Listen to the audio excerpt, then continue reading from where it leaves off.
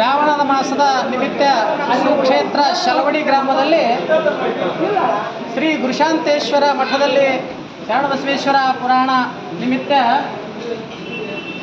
ಶರಣಬಸವೇಶ್ವರ ಉಪಯೋಗ ಮಾಡಿದಂಥ ಸಾಮಗ್ರಿಗಳನ್ನು ನಮ್ಮೂರಿನ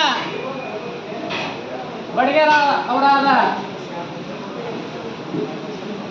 ಮುಖಪ್ಪಣ್ಣವರು ಹಾಗೂ ಬಸಣ್ಣ ಅವರು ಎಲ್ಲರೂ ಕೂಡಿ ಇಷ್ಟೆಲ್ಲ ಸಾಮಗ್ರಿಗಳನ್ನು ಮಾಡಿದ್ದಾರೆ.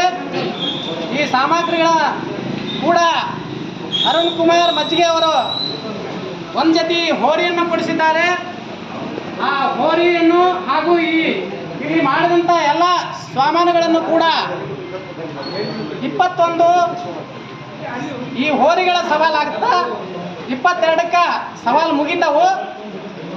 ಆಸಕ್ತಿ ಉಳ್ಳ ಎಲ್ಲ ರೈತ ಬಾಂಧವರು ಬಂದು ಈ ಸವಾಲಿನಲ್ಲಿ ಶರಣಬಸವೇಶ್ವರ ಆಶೀರ್ವಾದ ಪಡೆದುಕೊಂಡು ಈ ಸವಾಲಿನಲ್ಲಿ ಎಲ್ಲರೂ ಕೇಳಿ ಪಾತ್ರರಾಗಬೇಕಂತೇಳಿ ತಮ್ಮಲ್ಲಿ ಎಲ್ಲ ರೈತ ಬಾಂಧವರಲ್ಲಿ ಮತ್ತೊಮ್ಮೆ ವಿನಂತಿಸಿಕೊಳ್ಳುತ್ತೇನೆ.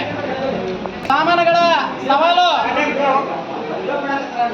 ಅದಕ್ಕಿಂತ ಪೂರ್ವದಲ್ಲಿ ಹೋರಿಗಳ ಸವಾಲು 21ರಿಂದ ಚಾಲುವಾಕ್ಕವು.